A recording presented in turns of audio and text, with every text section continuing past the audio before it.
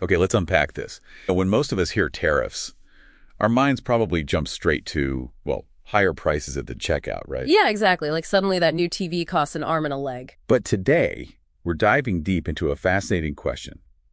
Who really pays for these tariffs? Because our sources on something called Asymmetric Tariff Incidence Theory, they reveal a pretty surprising truth, especially when you look at big-ticket items, durable goods. We'll explore the unique economics at play here and, well, what it all means for the U.S. economy. It's the natural assumption, isn't it, that consumers bear the brunt. But what's really fascinating, I think, is how the interplay between consumer demand and producer supply for specific types of goods can completely flip that script. Flip the script. Well, we're going to look at some pretty compelling evidence suggesting foreign manufacturers are actually absorbing a lot of these U.S. tariffs. They're not just passing them straight on. Right. And this has knock-on effects for everything from global producer prices right through to U.S. GDP. It's quite a chain reaction. So how does this kind of counterintuitive idea actually work? Like fridges, cars? The theory hinges on two key ideas for those kinds of goods. First, you've got what economists call inelastic consumer demand. Meaning? Think about it. You buy a fridge maybe once a decade, right? Even if there's a massive sale, you're probably not rushing out to buy a second one. No, definitely not. So your demand just doesn't really shift much with price changes. Inelastic demand, what's the second part? So these factories churning out millions of cars or washing machines, they represent gigantic, often pretty inflexible production capacity. Huge operations. And shutting down production lines or even just slowing them down significantly, It's incredibly costly for these foreign exporters. They've got massive fixed costs. So they are, frankly, desperate to keep the goods flowing. Even if it means less profit on each item. So if they're faced with potential order drops because of, say, a new U.S. tariff, the theory says they're more likely to slash their own profit margins, effectively eating the tariff, as you put it. Okay, that's the theory. But does this actually happen in the real world? There is, and it seems pretty strong. A resounding yes. Look, if tariffs were being fully passed on to you, the consumer, or even just the U.S. importer, we'd see wholesale prices here spiking, right? Logically. But instead, what we're seeing is global producer price indexes, the prices producers receive, they're actually contracting or barely growing. Can you give some examples? Sure. So the Euro area PPI edged down recently. Japan's PPI dropped slightly.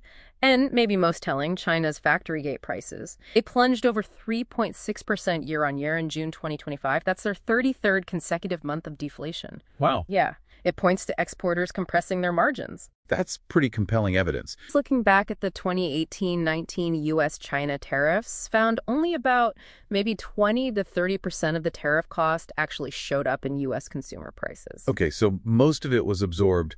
Exactly. And that aligns with, New York Fed surveys and analyses from places like Goldman Sachs. They reported foreign exporters absorbed about 20% of those tariff costs directly. We even saw big companies like GM and Stellantis reporting profit hits without broad price increases back then. Okay, so if foreign producers are eating the cost, what are the broader ripple effects for the U.S. economy? Oh, absolutely. This compression of foreign margins has led to some perhaps surprising macroeconomic benefits here.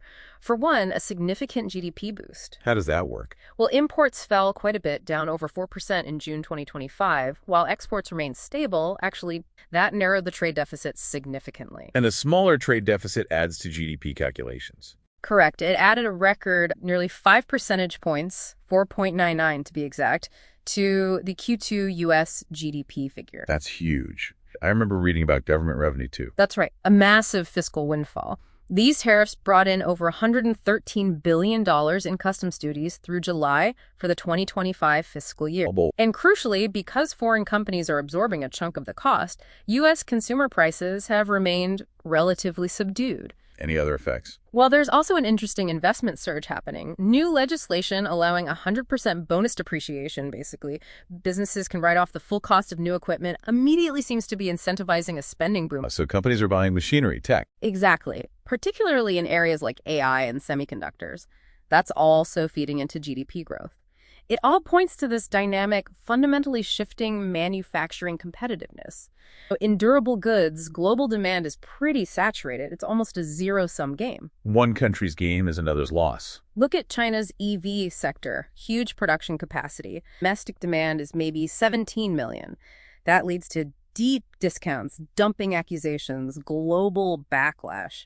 It suggests the real power isn't just having factories anymore. It's controlling access to the consumers. Controlling access to stable, wealthy consumer markets, exactly. Which brings us to this idea of smart tariffs. Exploiting this asymmetric incidence. The U.S. tends to export goods where demand is less sensitive to price, think iPhones, specialized machinery. So foreign tariffs on those might not hurt U.S. producers as much. But other countries export goods where supply is very elastic, like those durable goods we talked about. Making them more vulnerable to U.S. tariffs because their producers are more likely to absorb the cost to keep selling. It sounds like a powerful tool. But, there have to be limits, right? Absolutely. A big question is the U.S. dollar. If, say, global volatility caused a major shift of capital away from U.S. treasuries, the dollar could weaken significantly. And a weaker dollar means? It means imports become more expensive for Americans. That buffer, the dollar strength that helps offset tariff costs, would disappear. You could see higher import prices across the board, potentially pushing up inflation. Okay, that's the downside. But even a weaker dollar isn't purely negative in this context. Strategically, it could also boost U.S. export competitiveness, shrink the trade deficit further, encourage domestic manufacturing. Is there analysis on the net effect? There is. Quantitative analysis suggests that even with potential foreign retaliation, the net effect on U.S. GDP can still be positive. For instance, modeling a 10% tariff shows export declines and some inflation drag, but when you balance that with the improved trade deficit and government revenue, the net effect could potentially be a positive contribution to U.S. GDP, maybe somewhere in the range of 0.2% to over 1%, depending on the specifics of retaliation and other factors. Fascinating. It's not always as simple as prices go up for everyone. Definitely not. This deep dive really shows how complex, how nuanced, and frankly, how strategic these economic tools can be. In today's world, with all this overcapacity in manufacturing and markets often feeling saturated, maybe the real economic power isn't just about what you can produce. Maybe it's more about who controls access to the consumer and, crucially, who can afford to absorb the costs along the way. What does that imply for global trade patterns in the years ahead? That's something to mull over.